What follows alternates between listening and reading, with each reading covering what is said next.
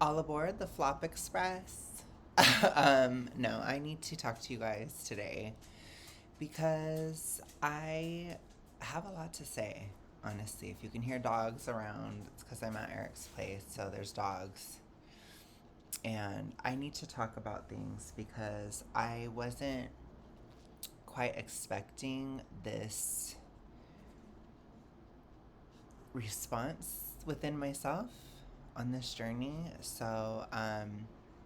Yes, I'm here as your conductor at the Flop Express. I'm also your albatross, right? As I've told you guys many times. I can let you know what are going to be some of these really, really big barriers. And this is something that I had a perception about it, but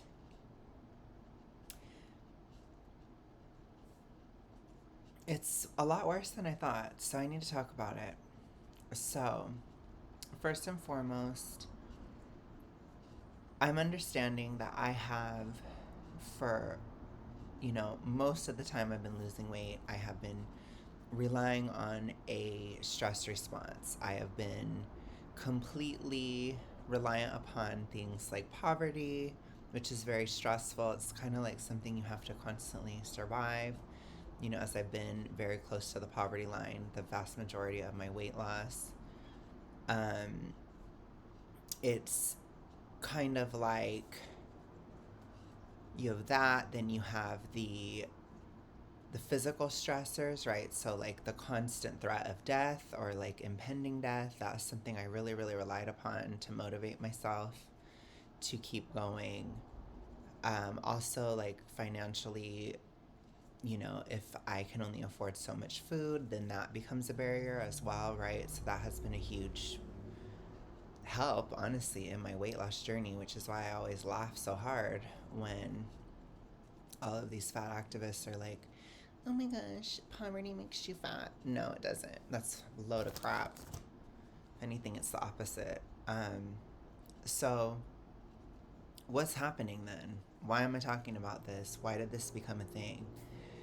It became a thing because I went back to LA, as you guys know, and Eric is a super gracious host, and I've had, like, he has provided a lot of food and like a lot of stuff, and like I don't really have to do anything, right? Like I don't have to work, I don't have to do anything really, like I can just relax, kind of, which I think we're often told like it's so important to relax, it's so important, it's so important. And for me, I've been resting probably the last 2 days, and I realized that um, I get really depressed when I'm not working. It's really hard for me to not. And I also get very bored and stuff, which I already was kind of bored. But again, like these first couple of days, Erica's mostly working anyway, so, and then I'm just kind of chilling. And I'm supposed to do my own thing today, which that's why I'm doing this basically. But it's like, there is something to be said about like no longer being in a survival situation or a situation where you have so many limits on you like I do back home, where it's like I constantly have some kind of demands upon me all the time, and to go somewhere else where I don't have that, it's super hard to actually keep any kind of structure. And so like I was trying to do maintenance and I haven't been able to. I gave up even counting. And I think it's because like, there's more food available, I can afford more, right? Like I can afford to have something if I want to, like these types of things. I've talked about, it's a very big trigger, and I wouldn't say that I've binged out here. Like I even had to ask Eric yesterday. I was like, "Do you think that I have binged?" And he was like, "No." Um, and I had to like really consider it just because I wasn't completely planning on not staying in maintenance, and I didn't. And I think it's because like when you have all these limits and they're taken off of you for various reasons. Honestly, genuinely, things just getting better, right? I'm in a better situation. I can rest, I can chill, like, I can do stuff, like, I can watch Netflix all day, right? Like, I can couch rot and, live the millennial dream and couch rot, watch Netflix and with two dogs, and that kind of thing. And it's like, I do think that that kind of lifestyle is not very conducive to weight loss. I'll just say. I also think that it's hard to not look at things black and white. And I'm understanding that I still have some of that in me. Unlike other parts of the journey, I know that this isn't really physical, this is like psychological. So there's like a psychological black and white thinking that I still have where it's like all or nothing. Like I have to have everything going on or nothing going on.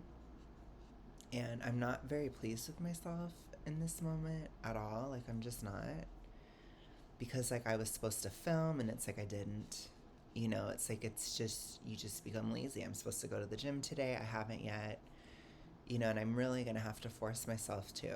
And I think it's because like I think for so many of us, when we are losing weight, we're often hitting a rock bottom. We're often at a very bad position. And we sometimes romanticize getting out of that. And I don't see all that much talking about what to do when it's over. What do we do when we're out of that? And this, to me, this trip is kind of like a soft launch. It's a taste of where I'm at for when things get better. And it's like, at this rate, if things get better, I would probably start to gain again. And not necessarily for any kind of like disordered reasons, but just because like you just don't care.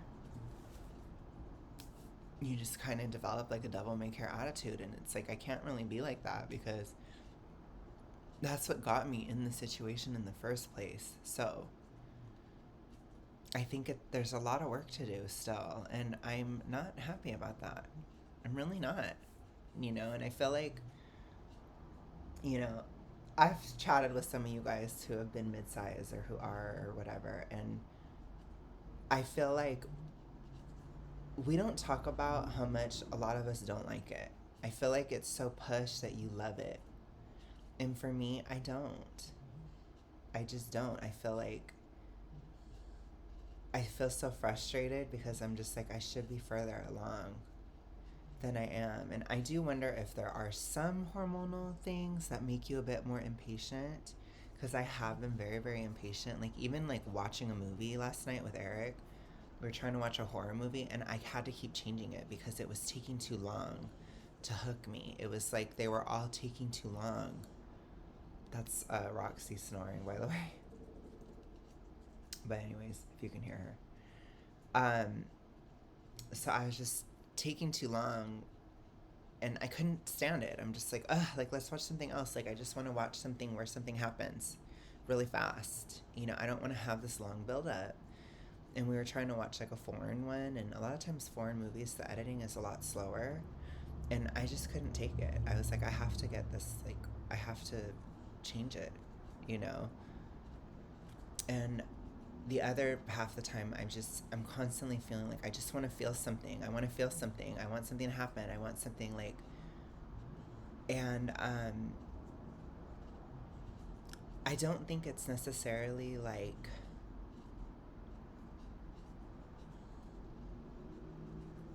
good, because I could totally understand at this point. I can completely understand how somebody would fall into an addiction at this stage, because you're so used to so many problems and they're gone. And I don't know if there is enough talk about what to do when it's gone and when things are mid. As frustrating as it is, it feels like you're living in gray all the time, and I don't know. But it's like I'm frustrated with myself because here I am in a situation that's easier or better, and I'm completely flopping. I'm just a flop. And some of it is like I am genuinely exhausted. Like, it is hard. Like, I do realize I probably am working too hard, or there is a little bit of a workaholism going on just because I can't handle not working very well. Like, I don't know that I should completely just collapse without constant work, or constantly thinking about it and all these things. And it's like I have very, very few distractions or very few other things going on, and I'm just always focused on work all the time. And my mom has been calling me out on it a little bit, but it's hard. I feel like when you get into that, it's kind of hard to get out. Because I don't want to sit here and be depressed. And I think for me, it's not necessarily a bad thing to be kind of like, meh, if I'm not doing much. But it's bad that, like, all my discipline goes out the window. Like, that scares me. Where it's like everything, all of my limits, all these things, they just go out the window. I don't think that that's good. It's too extreme, you know? So I guess it's just hard. I feel like a sense of like escapism a lot of the times too, where it's like I don't want to live in the moment, and I don't think that's a good thing. I think that's really bad for you. But it's like, I don't know, you know? I just don't know.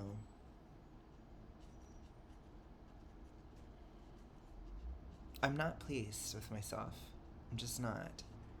Because again, the being in the mids, it's a constant feeling of I thought I was further along than this. And you're just realizing it over and over again that you're not. And it's very frustrating. It's super frustrating.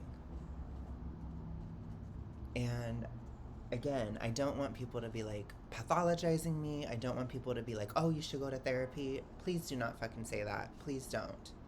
Like, I'm not going to go to a fucking therapist and tell them I'm bored. That's stupid. I'm not doing it. It's a huge waste of money. I'm not going to do it.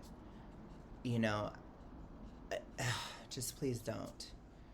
Don't tell me I'm depressed. Don't tell me this. Don't tell me all these things. Just don't. I'm not. If I was, I would tell you. I'm pretty straight up. It's nothing like that. I think a lot of times people project on me too in the mids, and it pisses me off. It's really been hard because it's happening all the time. And when you guys try to pathologize me, that is projection. Like, you are projecting. I've told you what my issues are. I'm very clear. I have said many times on the channel, I feel depressed, I feel this. I'm not like legitimately depressed. It's more like a sadness. It's like a sense of sadness in the stillness. It's that type of thing, which it's like, we're not fucking robots. We're going to be sad sometimes. There's going to be a feeling of a little bit of a crash here or there and a flop. And there's going to be moments where you feel critical of yourself, and that's still a healthy thing, or that's okay. Like, I think that's the thing too. There's such an infantilization in midsize that really pisses me off a lot. And at the same time, it's like, I don't know, you just get this constant whiplash. So it's like I'm an infant, or I'm completely independent and I don't need any support at all, right? It's just weird. And that's the response you get from people. And there are a few exceptions that I have in my life, which thank God, which ironically and not ironically, most of them are people who have lost weight, who can understand, and who still, I feel like, treat me normal,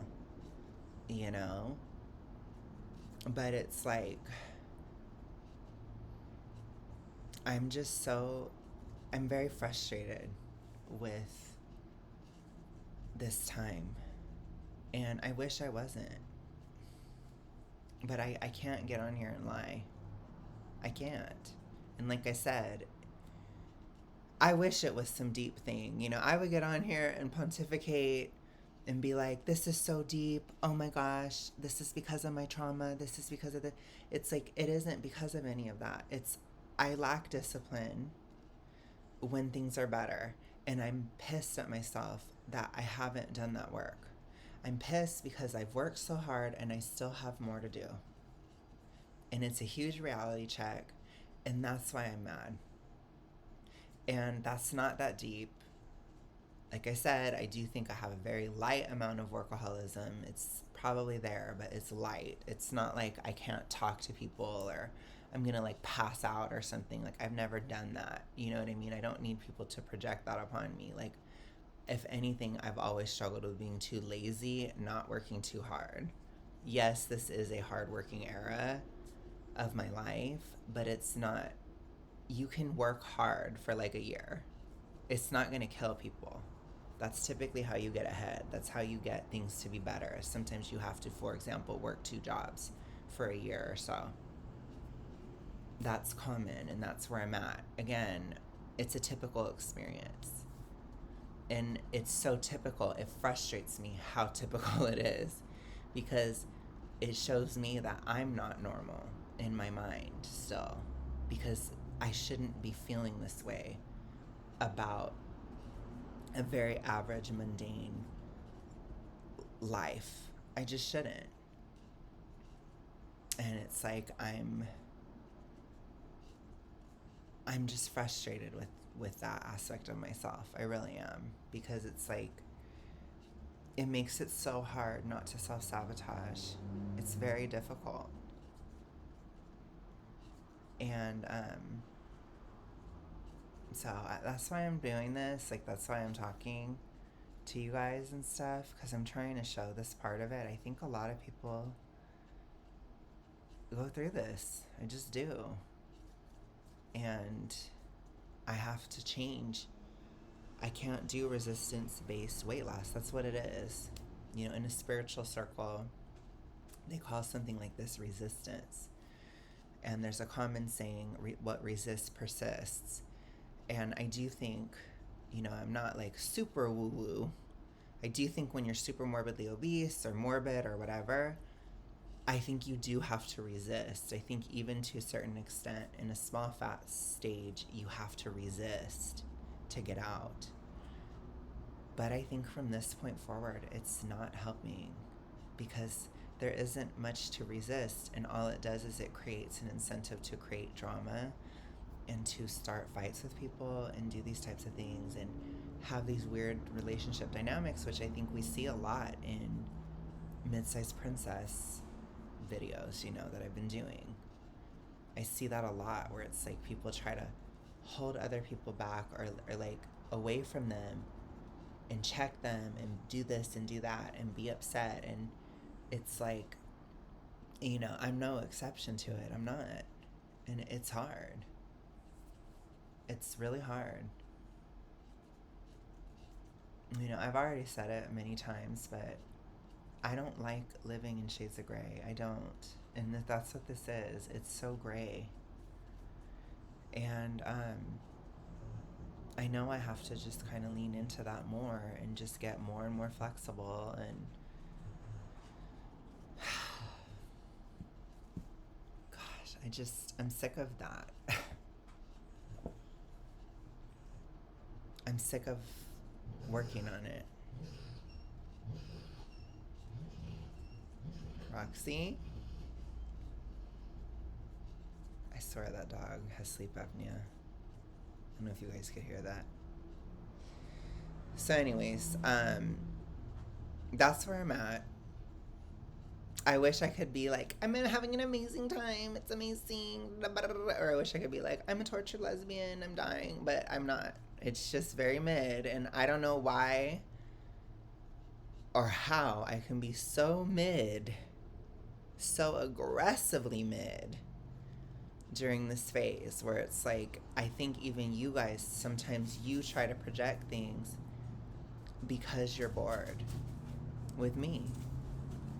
And I hate that. I really do. I wish I could be super interesting all the time, but you know, I think that aspect of me is, it's a little bit people pleasy. I would say there's a little bit of it in me because I don't think I should feel the need to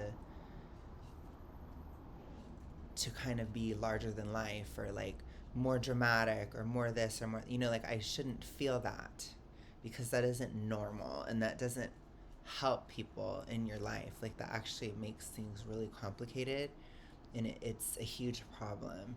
And I think that that's something I've dealt with too. So it's really, I think being in the Miz, it's a lot of ego issues. I feel like it's a lot of ego.